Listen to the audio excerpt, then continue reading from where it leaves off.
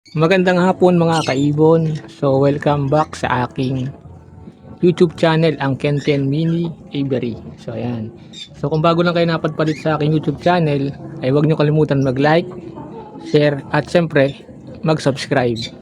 So ayan, para updated kayo sa ating mga ina-upload na videos.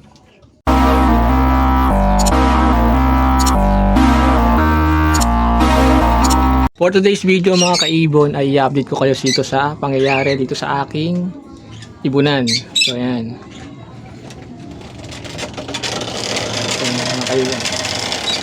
So ayan, kung napansin nyo rito sa cage natin dito, kung napanood nyo yung vlog natin na nakaraan, so andito lahat yung mga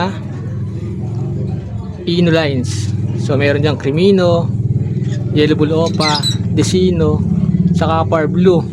So ayan. So valid na wala na sila lahat dyan dahil nga merong pumakyaw sa kanila. So ayan, kinuha lahat ng ino lines.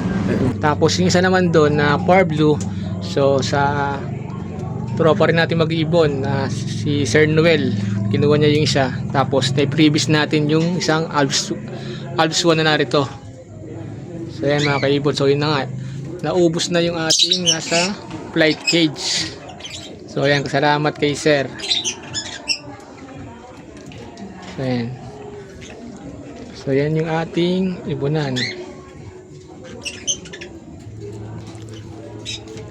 Tapos dun sa labas mga kaibon, halos wala na rin tayo nalagay dun. Ang natira na lang dito ay dalawang pares, isang Opapil Project saka isang ayan, isang ano yan, ino, yung green ino, yung Par Blue dyan split sa pail. So Par Blue Opa split pail, so sila yung banded dito sa flight. Dito sa baba naman wala na tayo natirang mga ibon. So dito halos dalawang beses tayo nakawala yung ibon dito. So yung unang nakawala dito 4 na pair, so bali 8 ibon. Tapos nabalik naman doon ng dalawa, isa ron yung handpid natin. Tapos nakakawala uli nung nilagyan ko ng ibon, so 4 yung nakakawala. Nasama na rin yung isang bumalik na green opa. So ayan. So ngayon naman mga kaibon, yung update natin tong ating mga breeder. So ayan, so halos nag-itlogan na naman dito yung mga breeder natin. So silipin natin isa-isa mga kaibon. So unahin natin dito sa may perso. So ayan, so nung nakaraan may akay ito mga kaibon. So inabot niya ako ng bagyo. So hindi tayo halos nakauwi. So natira lang doon isa, splay leg pa. So paglipas ng ilang araw, bala ko sanang ayusin yung sa paa. So pagsilip ko na matay na rin. So ngayon mayroon ulit silang bagong paitlog. So ayan, nag-itlog sila ng November 19. So silipin natin mga kaibon kung ilan yung itlog nila ngayon. Sakin natin. So ayan mga kaibon, so meron silang 5. So ayan, 5 yung kanilang itlog ngayon. So kekendel ko na lang yan sa ibang araw, check natin. Tapos ito naman sa baba, so yung ating back to back na pail. So isang Par Blue pail split opa. Ang kapares niya naman ay blue opa pail. So hindi pa tayo nakakabuhay mga kaibon dito. So nag-iitlog sila, nagpe-fertile kaso hindi nila napipisa. So ngayon try ulit natin kasi mayroon ng itlog sila. Ayan, nag-itlog sila ng November 20. So silipin natin kung ilan na rin yung itlog nila. Natin. So yan, may limliman, no? So ayan yung ating back to back na pail. So ayan, yung blue dyan opa pail, yung isa naman ay split opa. So ayan, back to back. So palabasin muna natin. So ayan, so meron silang 4 na itlog. So ayan, yung ating back to back na pail. So yan lang yung natira sa ating pail dahil yung iba na out na natin. So yan. Dito naman mga kaibon, yung ating back to back na Lutino Opaline na alusuan. So ayan. So halos nagkasabay-sabay sila mag-itlog.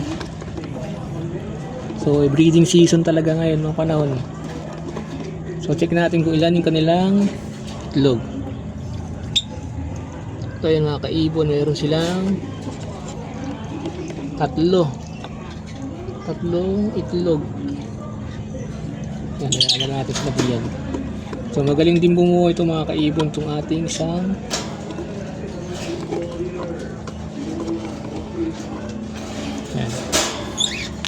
Alpsuan. So itong isang Alpsuan na natin na proven din, so hindi pa natin naisalang. So hanapan ko ng space to, isa lang na rin natin.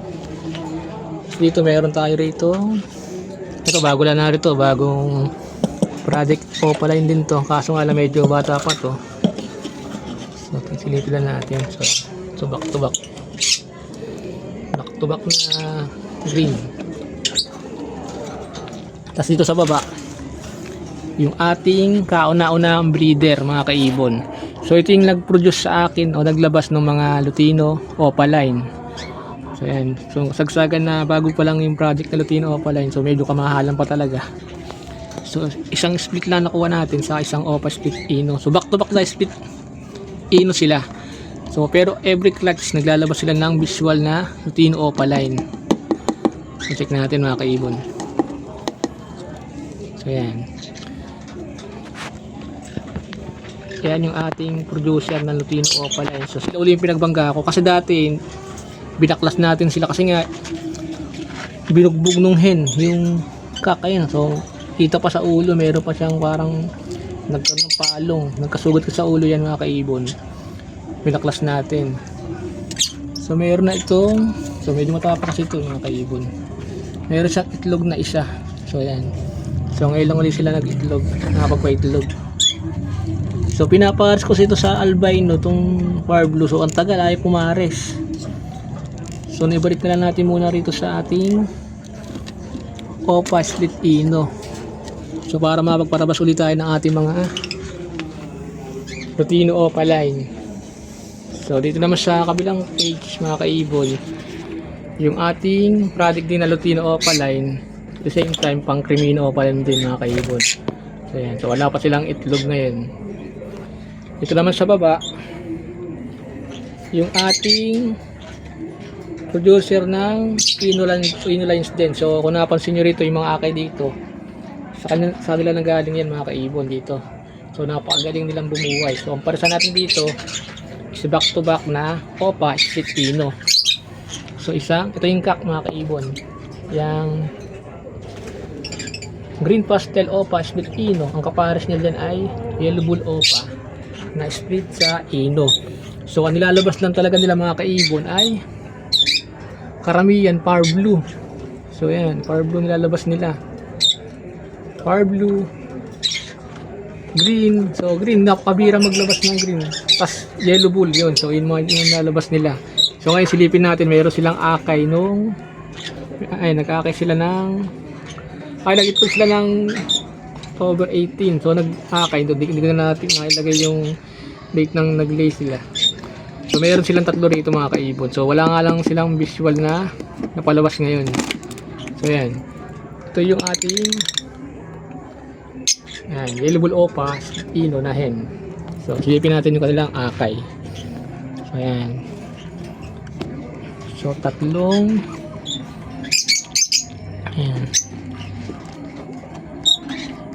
green. So parang ito pastel to mga pastel Opa. So dahil hindi nga sila nag red eye, sila ay possible split Ino. Ayan. Pero tingin ko kargado talaga sa Ino na to kasi halos na naging paaki naman natin mga kaibon yung mga nanggaling sa back to back.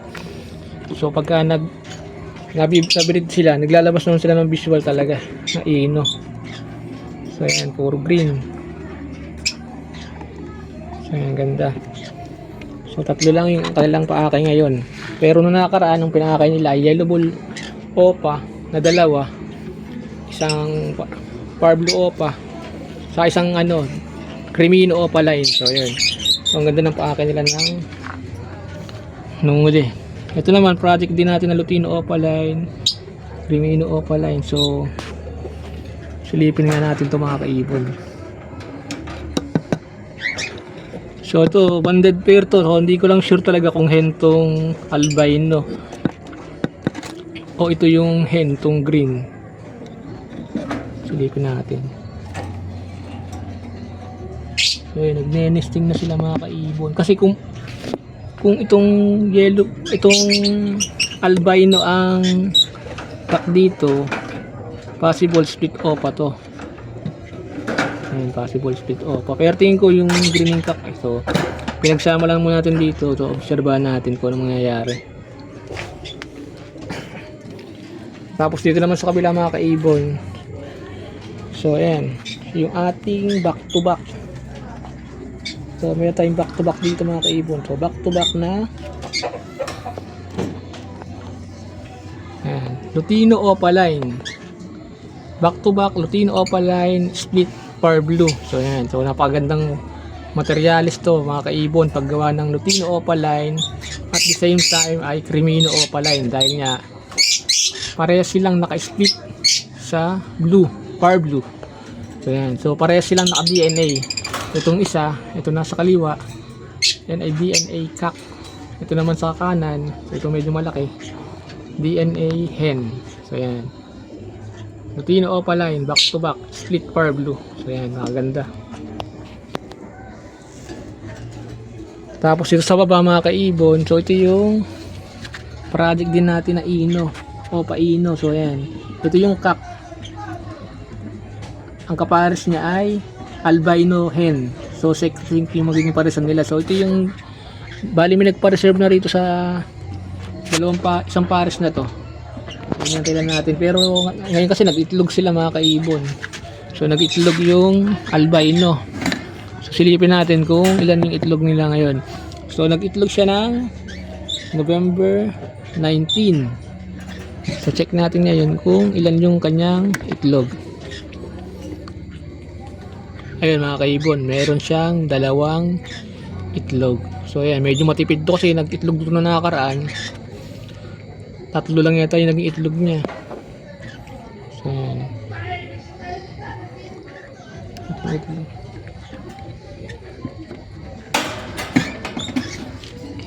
So ayan yung ating, sorry sa taas naman mga kaibon, meron tayo ditong back to back din. Back to back na Opa split sa Ino. Ayan. Opa Spino, banded pair. Tapos sa taas, meron tayong dito, dito project Opa Ino. So silipin din natin mga, palabasin muna natin itong ibon. Yan, yung yellow bull dyan ay yellow bull split Opa. Ang kapares niya ay split Opa split Ino. Ang kapares niya dito ay ayan, green pastel Opa. So ayan, magkano yung puwet. So yung na yata mga kaibon. So ayan, magkano yung ganyang puwet. So tingnan natin dito kung may itlog na siya. Ay, wala pa. So malapit namang itlog yung ating project Ino, yung additional project Ino natin. So antayin na natin. Tapos dito naman sa kabila mga kaibon, ay sa taas. So project Ino rin to mga kaibon, kapares na yung green. So silipin din natin. Yan, yung kapares na yung Opa split Parblo, split Ino. Yan, blue. So possible maglawas din yan ng Crimino kung sakali. Check natin yung last box. So wala pa sila. Ito naman mga kaibon, itong isa natin dito, yung ating ayan, dito ay meron tayong yellow bull Opa Lutino. Ang kapares ay Lutino hen normal. So nag-itlog sila ng November 14. Ayan. So hindi pa natin nalagay dito, hindi pa natin isa. So silipin lang natin mga kaibon.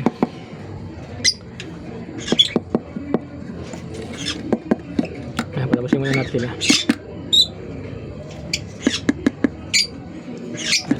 Ayan, labas na yung cup.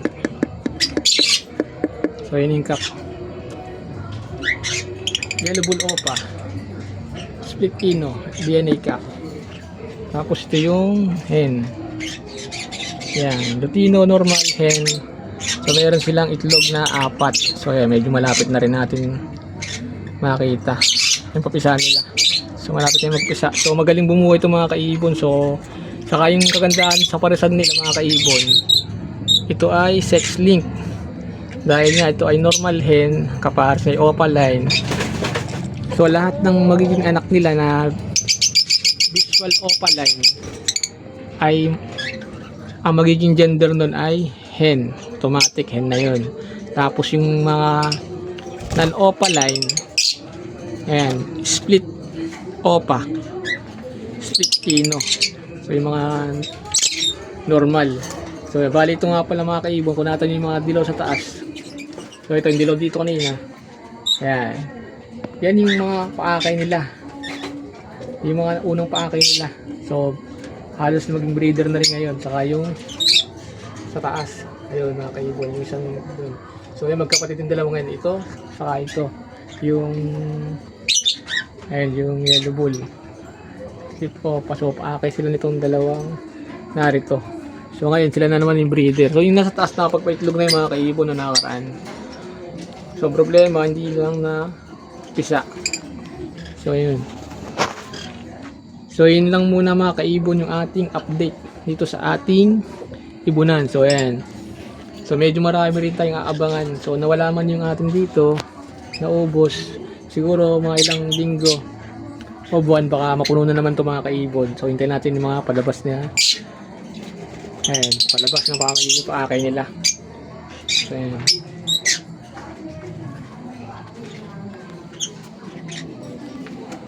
Ayan.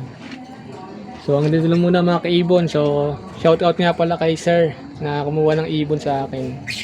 Ayan. So bali yung napagbilan natin mga kaibon ay siyempre gagamitin ko yun sa panggastos doon sa pinapagawa naming bahay sa taas.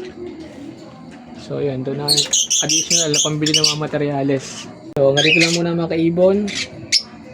Salamat sa pagpanood and God bless us all.